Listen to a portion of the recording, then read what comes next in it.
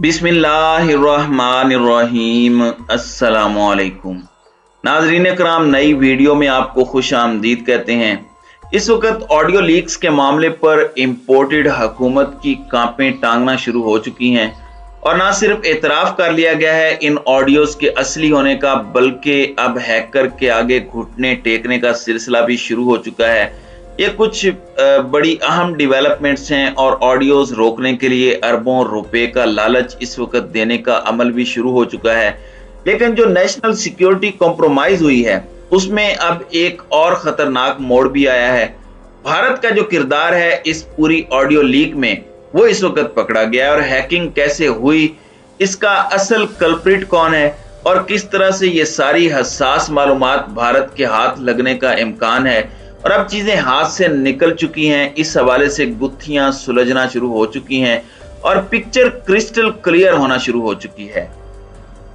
नाज़रीन कराम, अगर इस वक्त ऑडियो लीक्स की बात की जाए तो बैक टू बैक ऑडियोज आ रही हैं। हैकर जो है या फिर इन ऑडियोज का जो विसल ब्लोअर है उसके हवाले से कुछ बड़ी मुतजाद चीजें भी सामने आ रही हैं, बड़ी अलार्मिंग चीजें भी सामने आ रही हैं कि ये हैक नहीं हुई, क्योंकि पाकिस्तान की जो इस वक्त सिक्योरिटी है वो मुख्तलिफ है। जो डाटा होता है वो डिजिटल की बजाय एनालॉग पर है, इस वजह से हैकिंग नहीं हो सकती। तो ये एक इनसाइड जॉब है।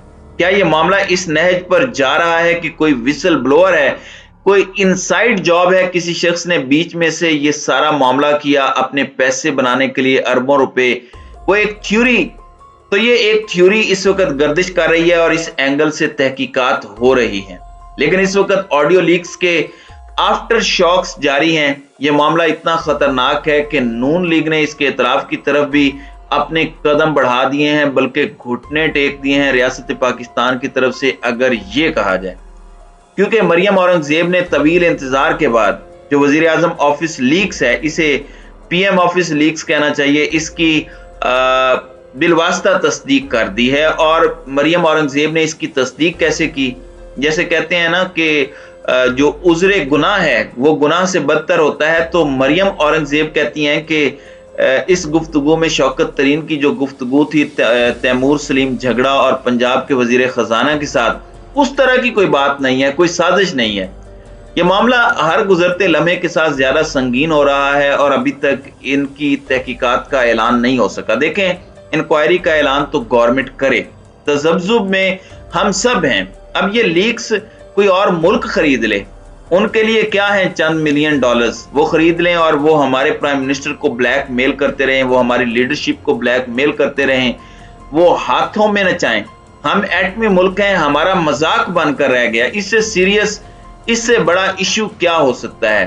हो तो गया जैसे भी हुआ है।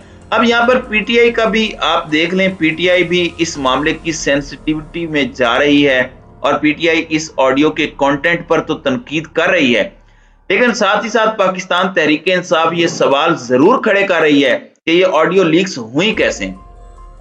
फिर कुछ मुनाफिकीन, कुछ लिफाफा सहाफी, कुछ ऐसे हैं जिनकी बदबूदार सहाफत है। ये तबका मलामतिया जो वजीफा खोर हैं, जो शौकत तरीन की कॉल पर बगलें बजा रहे थे, अब वो कह रहे हैं कि जी नहीं, ये अनएथिकल है, कॉल लीक होना, ये होना, वो होना। अगर ये आज अनएथिकल है तो शौकत तरीन के मामले में भी अनएथिकल था।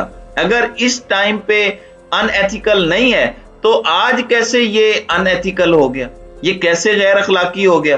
तो ये दोहरे म्यार हमें छोड़ने पड़ेंगे, हमें एक स्टैंडर्ड पर आना पड़ेगा।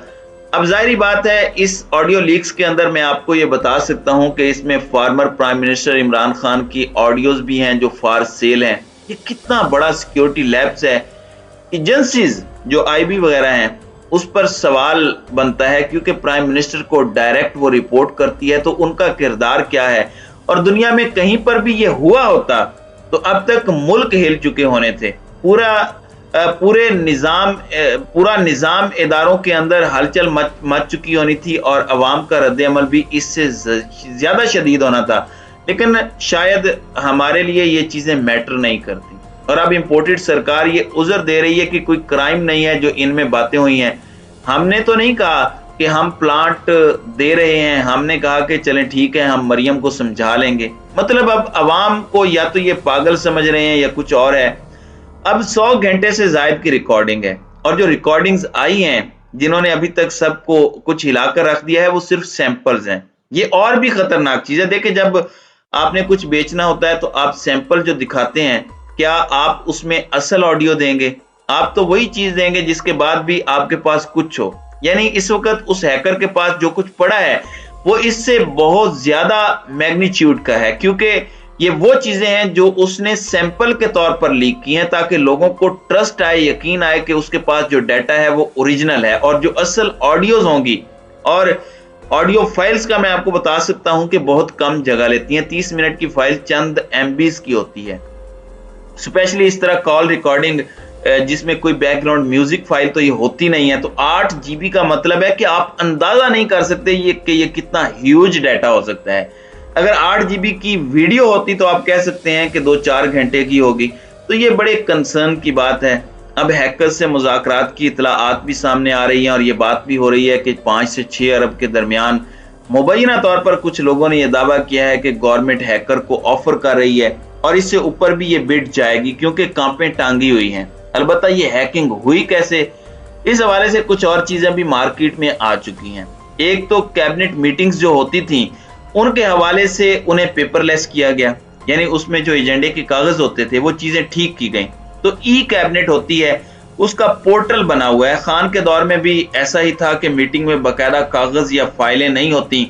काबीना मीटिंग में सामने टैब लगा होता है, टैबलेट जिसे आप कहते हैं वो लगा होता है, और उसमें गवर्नमेंट पाकिस्तान का अपना एक जो सॉफ्टवेयर है, ये cabinet division government of Pakistan के नाम से है, और उसमें बाकी तमाम तर चीजें हैं। इस हवाले से 14 सितंबर 2022 यानी कि कुछ ही दिन पहले ही, आप तकरीबन 10-11 दिन पहले कह दें, पाकिस्तान टुडे में एक स्टोरी आई थी और उस स्टोरी में कहा गया था कि Pakistan federal cabinet sensitive data vulnerable due to Indian software, के पाकिस्तान की जो काबीना है उसका डाटा इस वक्त वल्नरेबल है, खतरे में है, किसी भी वक्त वो कॉम्प्रोमाइज हो सकता है, क्योंकि एक सॉफ्टवेयर है जो कि इंडियन है, और रिस्क है क्योंकि जो MDM होता है, मोबाइल डिवाइस मैनेजमेंट, जो ई कैबिनेट का पोर्टल है, उसे इंडिया की एक IT फर्म से बनवाया गया।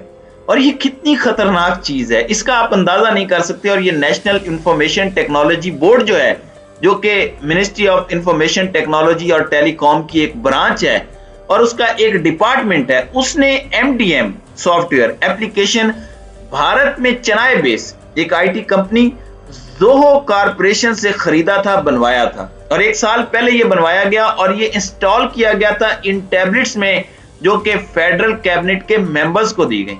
और इस सब के अंदर गवर्नमेंट ऑफ पाकिस्तान जो है उसने ये बैन किया हुआ था, खान साहब की गवर्नमेंट ने किसी भी किस्म के लेन देन पर, और जो नेशनल इंफॉर्मेशन टेक्नोलॉजी बोर्ड है उसने इसके बावजूद इग्नोर किया, और निगलिजेंस है, और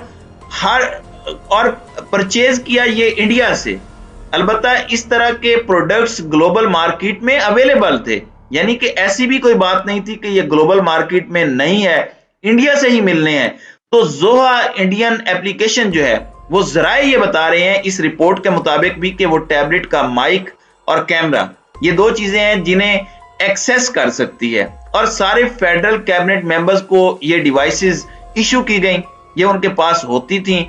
और जो कैबिनेट डिवीजन है उसने जब इसका टेक्निकल ऑडिट किया तो इसके अंदर ये चीजें पाई गई, और इस पोर्टल के अंदर बहुत सी चीजें जो हैं इस सिस्टम को ठीक करने के लिए नहीं की गई।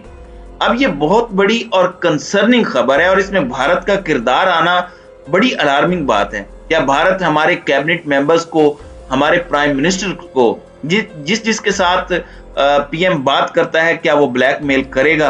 क्या कोई होस्टाइल एजेंसी बिड नहीं लगाएगी ये डाटा खरीदने के लिए? चलें ये मान लिया कि ये IT वाले पोर्टल और टैबलेट की वजह से नहीं हुआ लीक, डाटा तो है ना, अब इसका करना क्या है? जबकि अब घुटने टेकने का फैसला कर लिया गया है, तो अब देखते हैं कि ये ऊंट किस करवट बैठता है। लेकिन हालात खराब हैं, और मैं समझता हूं कि कौम के सामने चीजें ट्रांसपेरेंट हों, सामने लाएं ये कि क्या हो रहा है, इंक्वायरी करें, निगलिजेंस किसकी है, होना तो जो था मुल्क के साथ हो चुका है, अब उन्हें पकड़ें और करार वाकई सजा दें। तो नाज़रीन इकराम, आपकी इस वीडियो के हवाले से क्या राय है? अब अपनी राय का इजहार कमेंट सेक्शन में जरूर कीजिएगा।